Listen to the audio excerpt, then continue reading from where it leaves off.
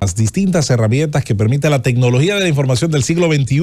para estar en contacto permanente con el contenido de la Z101 y el gobierno de la mañana. En esta jornada de jueves queremos una vez más dar las gracias al Todopoderoso por permitirnos estar con ustedes una vez más y llevar todos los temas que consideramos de interés, de importancia, que tienen relevancia en términos sociales, políticos, en términos del uso, disfrute y defensa de las libertades de los dominicanos, de cada uno de ellos. Y por supuesto, tratar de generar una sociedad con mejor criterio de toma de decisión basado en la información, aprender a defender nuestros intereses legítimos a través de las herramientas que otorga la democracia, no solamente el voto, también la presión social, la presión sobre todo cuando tiene un criterio bien construido. Para eso existen las herramientas como es el gobierno de la mañana, 38 años presidiendo precisamente este ejercicio informativo de los dominicanos cada día al momento de informarse, de mantenerse enterados de los acontecimientos más importantes, pero sobre todo también entender los por qué, discutir, escuchar los comentarios y los análisis sobre estos hechos y sobre todos estos temas. Así que en este jueves 4 de julio, un día con muchas efemérides, un día que tiene pues una serie de significados interesantes, pues estaremos como de costumbre haciendo uso de estos micrófonos, de esta cabina histórica de la Z101 y del gobierno de la mañana para dar seguimiento pues a todos estos temas. Recuerden las vías de acceso precisamente, la radio tradicional de siempre, de todos los días, en cualquier lugar que nos pueda escuchar en las frecuencias compartidas de la Z101, abarcando todo el territorio de la República Dominicana, llegando a los aparatos celulares, dispositivos móviles a través de la aplicación Z Digital. Estamos llegando a la plataforma YouTube a través de Z101 en vivo, de Z Digital. En una tiene la posibilidad de darnos seguimiento en tiempo real y en la otra de ver ese recorrido, ese acumulado que se va haciendo de nuestro contenido programa tras programa. Tenemos la posibilidad de ser vistos en la pantalla chica cada día a través de los sistemas de telecable de Claro y Altiz en los canales 90 y 110 respectivamente. Estamos llegando a todos ustedes en cada momento. También estamos en el portal z101digital.com en la versión web, así como también en los perfiles oficiales de redes sociales de la Z101 y el gobierno de la mañana. Todo esto en un esfuerzo importante donde se ha invertido tiempo, recursos humanos de muchísima calidad y técnicos para mantenernos a la par de los tiempos y tener todas estas vías de acceso a la programación. Es una visión de don Bienvenido Rodríguez Durán, presidente, director de este grupo de medios de comunicación, y por supuesto de Bienvenido Rodríguez León Bienchi, así como también de un gran equipo administrativo, técnico y de comunicación que hace todos los días un trabajo formidable para mantener a la Z101 precisamente en lo más alto de la preferencia, del gusto, de la elección de los dominicanos de aquí y de los de allá. Vámonos de inmediato, antes recordar también a nuestro gran equipo técnico con Condo Camarena de los controles, nuestras compañeras de la producción y coordinación Josefina Ortiz y Karina Lantigua y el compañero Carlos Gutiérrez. Vámonos con los titulares que nos deja precisamente la jornada del día de ayer y una semana que ha iniciado fuerte con todo el tema meteorológico, pero también con el tema político, los temas de reforma, los temas internacionales. Arrancamos titulares este jueves 4 de julio, día 185 del año. Ya pasamos el umbral de la primera mitad, cerca de 10 de la tarde del 2 de julio. Estuvimos pasando exactamente el 50% del año, así que ya estamos oficialmente en la segunda mitad del 2024. ¿Quién lo diría? El Senado de la República Dominicana aprobó el proyecto de ley del nuevo Código Penal y deja fuera las 3 causales del aborto. Eso no es tan exacto porque realmente hay una que está implícita, que es la del peligro de la madre. Pero bueno, la pieza pasa ahora a la Cámara de Diputados en busca de que sea aprobada antes de que se termine la actual legislatura y ver cuál es el comportamiento tanto de quienes se opondrían como de quienes lo apoyarían en términos responsables, en términos de que expliquen, razonen de manera pública y valiente sus posturas en cualquiera de los casos con respecto a esta pieza que tanto necesita el país, pero que bien pudiera y ha servido y debe servir, ¿por qué no?, de debate importante sobre otros aspectos que preocupan a la sociedad dominicana, a todos los sectores, a todos, porque tendremos que encontrar la forma de convivir en esta gran casa. La organización Amnistía Internacional censuró que el proyecto del Código Penal Dominicano excluya la penalización del aborto.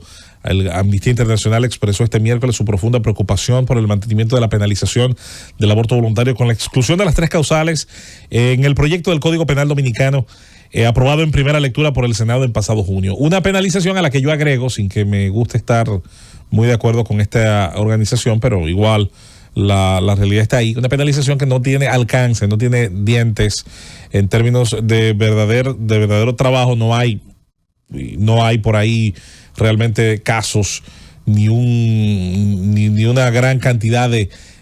expedientes en este sentido. Sin embargo, se mantiene así para, insisto, seguir contentando ciertos sectores de la sociedad, y mientras tanto lo que se hace es que la parte que no puede pagar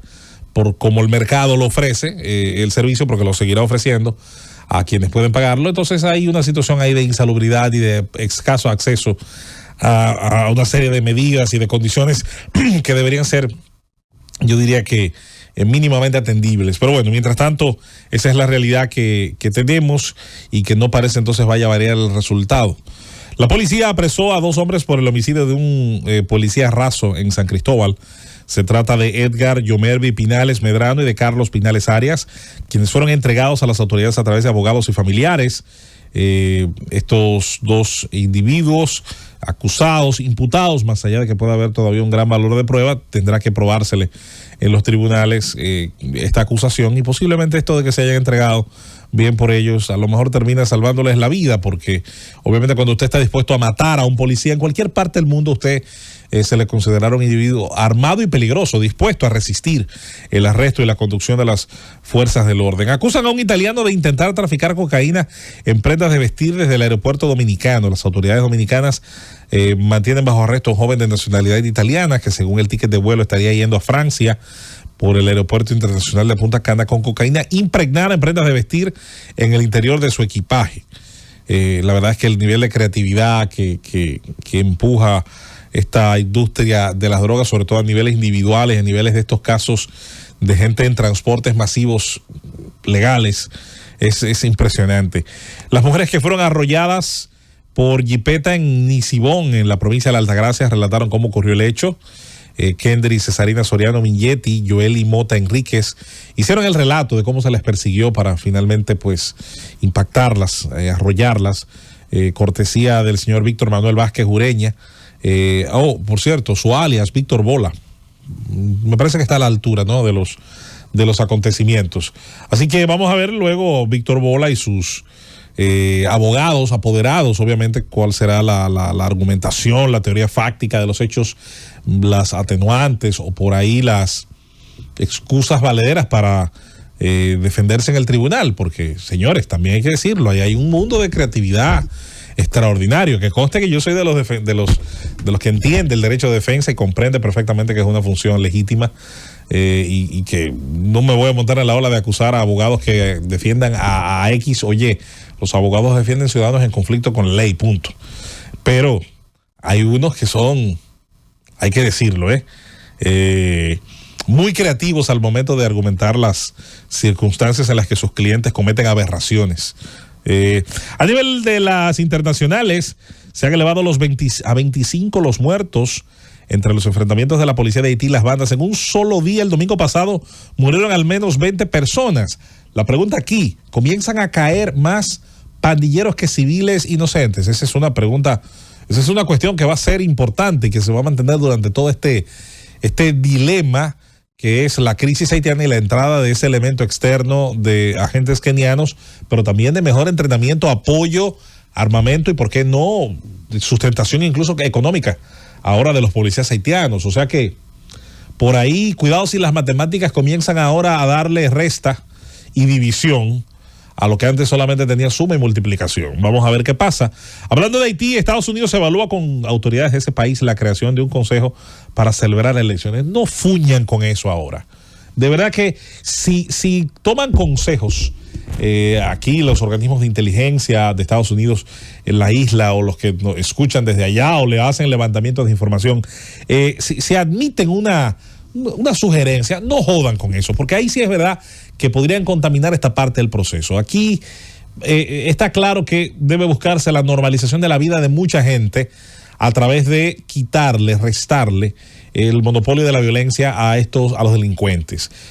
Ante un delincuente armado, un hombre malo armado, solo un hombre bueno armado puede pues neutralizarlo, y cuando esa neutralización ocurra será mucho más fácil entonces comenzar a hablar de un proceso político. Yo sé que esto también, insisto, se hace como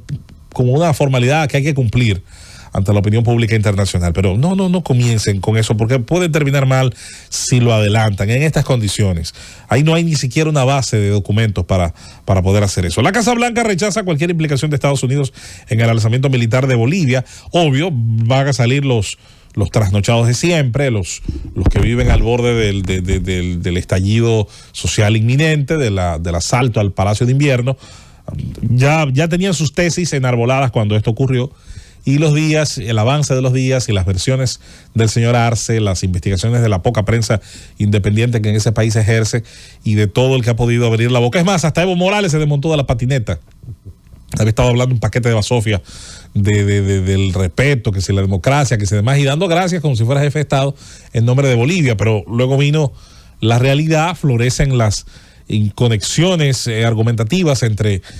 un actor y otro del supuesto golpe, y ya hasta Evo Morales se bajó de esa patineta. Imagínese usted. El huracán Beryl, que está en categoría 4, presenta una trayectoria directa hacia las costas de la península de Yucatán, sureste de México, y se prevé que esté tocando tierra en las noches. En la noche de este jueves, hora de la madrugada, posiblemente del viernes, en la zona del estado de Quintana Roo, que es un estado, como saben, de una vocación turística extraordinaria, toda la costa de la península de Yucatán, donde están los hermosísimos lugares que son el epicentro de la inversión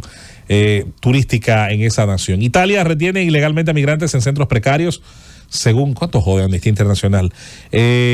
Sostienen que entre ellos hay personas con graves problemas mentales, algunos que buscan asilo por su orientación sexual, que esa es otra de las situaciones que ahora está en debate sobre hasta qué punto y viniendo de dónde puede ser muchas veces creíble este tipo de situaciones, si bien hay países, y ellos saben cuáles son, donde esas preferencias son de verdad perseguidas. Lo que pasa es que no veo mucha denuncia sobre los países cuyo sistema religioso ilegal, ellos lo saben, que permite y legaliza la persecución a minorías de preferencia sexual y demás, y de identidades y de todo aquello que luego se pretende de este lado también pretender señalar a todo gobierno y toda autoridad que no hace lo que necesariamente a veces estos grupos tienen. Amnistía Internacional está en su día, parece, de notas de prensa al 2x1 y lleve un vaso de refresco. Bueno, señores, Beryl pasa, seguimos el levantamiento de los daños a la espera de ver cuál es la data, la cifra. Parecería que no tuvimos entonces afectación humana, lo cual sería muy bueno, importante, sobre todo en términos de consecuencia directa del paso del meteoro. Mientras tanto, vamos a ir luego esperando que las autoridades puedan dar una cifra, un señalamiento importante sobre lo ocurrido allí, y que esto pues permita sin dudas ir aprendiendo lecciones. Vamos a insistir mucho en eso durante todos estos días. Miren, señores, se ha ofrecido la cifra de 8.300 millones de pesos en la inversión que se ha hecho de los recursos de los dominicanos, de los recursos públicos, para la construcción de la cárcel de Las Parras. También estaba la inversión en Pedro Corto, la cárcel de la Victoria o la Nueva Victoria, cualquiera que fuera el nombre que se le iba a colocar. Era en teoría la materialización de una política que permitió al gobierno dominicano, a través de su organismo de persecución, la Procuraduría General de la República, obtener los duplos de los sobornos que habían sido establecidos en $92 millones a la empresa Odebrecht, y su participación en una serie de obras de construcción de infraestructura en la República Dominicana. Si bien este universo, este microcosmos de Odebrecht no quedó claro mucho, o no quedó claro casi nada, por qué tenía que ser esa la cantidad, si no podía ser mayor, cuál era el valor realmente de las delaciones que vinieron desde fuera y que permitieron establecer, construir la teoría del caso, la problemática de enfrentar lo que es una prueba a lo mejor en un sistema de derecho contra un sistema de derecho que a lo mejor no interpreta que papeles pueden condenar personas. Hay una serie de situaciones que allí ocurrieron que evidentemente no nos dejaron satisfechos, pero que comenzó de alguna manera a darle cierta satisfacción a una parte importante de la población de que la presión ciudadana establecida a través en ese momento de Marcha Verde y de muchísima presión, interacción, empuje de la ciudadanía, algo que, insisto, todavía una parte de la clase política ni entendió, ni entiende, ni va a entender, ni está dispuesta a entenderlo porque le quitaría dinámica a su narrativa, obviamente conspiranoica y claramente incapaz de reconocer que los niveles de permisibilidad que se dieron en el Estado Dominicano y que se han dado históricamente, pues en algún momento tendrían que toparse, tendrían que pisar una mina y estallar. Y en este caso ocurrió al darse las circunstancias de que esos vientos vinieron de fuera. Como no podían venir de dentro, el caso no podía ni archivarse ni hacerse los locos, entonces se generó suficiente tracción y presión ciudadana. Y en ese momento, aunque mucha gente no le gusta reconocerlo, bueno, quienes estaban allí, mal que bien, estuvieron conminados a dar ese paso. Esa preparación del caso, bueno, pues tuvo todos los tropiezos que conocemos y generó esa cifra de $92 millones, la cual su duplo, unos 180 y tantos, entonces habría hipotéticamente, porque también eso es importante que se aclare, habría pasado al Estado Dominicano, que tomó la decisión con esto entonces de financiar el plan de humanización del sistema penitenciario que se anunció en octubre de 2018. A partir de entonces, usted calcula las cifras y estaríamos hablando entonces de una cantidad de dinero simplemente impresionante. Se había proyectado una cifra original, se dice de 8.300 millones de pesos. Los contratos de las Parras se convirtieron luego en un objetivo importante de investigación y de levantamiento de investigación judicial, dada la acusación, la imputación a autoridades pasadas precisamente de haber estado involucradas en posibles, en señaladas imputaciones, violaciones a la ley, corrupción administrativa con respecto a las obras. Y ahí vino una situación que una buena parte de la ciudadanía no comprendió bien. Y era la idea de que la obra era necesaria, es importante, aunque el proceso debía investigarse, transparentizarse como el de todas las obras importantes que el Estado hace y que necesita, y que perfectamente podían recorrerse los dos caminos, ya sea la judicialización de los imputados, que fueran llevados a un tribunal, a un juicio oral público contradictorio, establecer cuáles eran las realidades en las que se habían asignado las contratas, en las que se habían construido las infraestructuras, en las que se habían posiblemente, si era posible demostrar, violentado las normas, leyes, códigos, incluso las que en principio se habían señalado, si había corrupción no solo administrativa, sino corrupción técnica, si se había diseñado mal una obra, si se había hecho en un lugar donde simplemente no podía hacerse. Se citaron razones que eran baladíes desde el punto de vista de la ingeniería, que si se hizo en zonas húmedas, que si se hizo en tal o cual lugar, cuando más de media capital está hecha en áreas húmedas y una gran cantidad de infraestructura está hecha precisamente en humedales. La ingeniería civil tiene la capacidad de resistir, de vencer una serie de deficiencias, o sea que no podía hacer eso necesariamente la excusa para detener el hecho de que la obra continuara. Ahí creo que nos metimos en un marasmo que no interpretamos correctamente ni podemos, no ha habido argumento todavía que nos convenza de por qué la paralización. Y siempre hemos citado otros casos de otras obras, que pudiera ser el Metro de Santo Domingo o la planta Punta Catalina, obras necesarias, obras posiblemente idóneas desde el punto de vista de su diseño y de la necesidad que van a suplir y de incluso el mecanismo, porque pudiera luego discutirse las formas, pero eran obras necesarias en el momento en que tal vez se diseñan. Ahora, que hay que cuestionar dentro de la construcción del diseño y el gasto enorme que significó para el contribuyente dominicano la forma en la que se hicieron, que es cuestionable en términos de los costos que originalmente se plantearon y los que finalmente se estuvieron erogando, aspectos tal vez de sobrevaluación, aspectos que pudieran ser corrupción administrativa. Claro que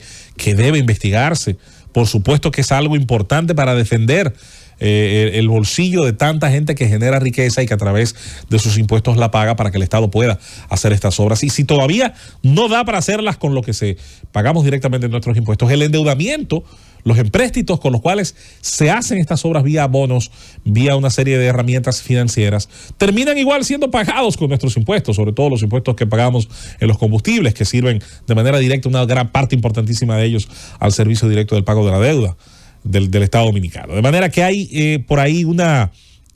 correlación entre que la obra pueda hacerse porque hay una necesidad social que lo sustenta. Y a mí me parece que es indiscutible que las cárceles dominicanas necesitaban una posibilidad de romper el hacinamiento, de desahogar infraestructuras de la era de Trujillo que ya no admiten una pared nueva más, una capa más de pañete, no admiten, que ya evidentemente tendrían que ser vaciadas, desahogadas, para luego entonces tomar la decisión de qué hacer con ellas, si seguir aprovechando esos espacios y hacer ya luego cárceles adjuntas, infraestructuras complementarias. Y ciertamente, señores, comenzar a humanizar esta parte de nuestra sociedad que tanta vergüenza da. Las cárceles, su efecto en quienes son encarcelados, la situación en la que están la mayor parte de los reos, el sistema dominicano, que no es ni punitivo del todo porque no castiga todo lo que debe castigar, pero tampoco es restaurador.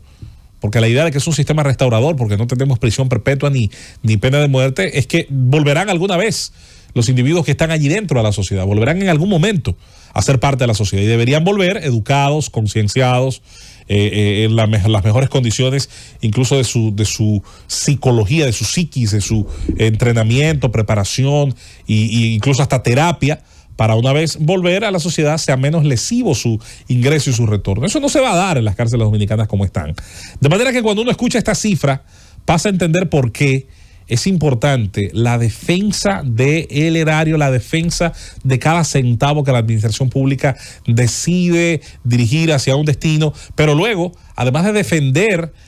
cada centavo, por supuesto, ser veedor, ser partícipe de todos estos procesos como ciudadanos, pero también de defender el comportamiento idóneo de las instituciones. Tal vez pudimos haber estado mucho más adelantados en el disfrute de esta infraestructura. Así que es un tema interesante que pudiera, insisto, señalar una reflexión a quienes tomaron decisiones y posiblemente no, aunque pudieran estar bien motivadas, no fueran las más correctas necesariamente en su momento. Nos vamos a la pausa. Cuando regresemos de este corte, estaremos dando inicio en este día jueves 4 de julio, fecha de la independencia de los Estados Unidos, así como de otras interesantes, algunas incluso trágicas efemérides, como el fallecimiento del presidente Antonio Guzmán Fernández en 1982, así como otros hechos históricos. Vamos al regreso de la pausa.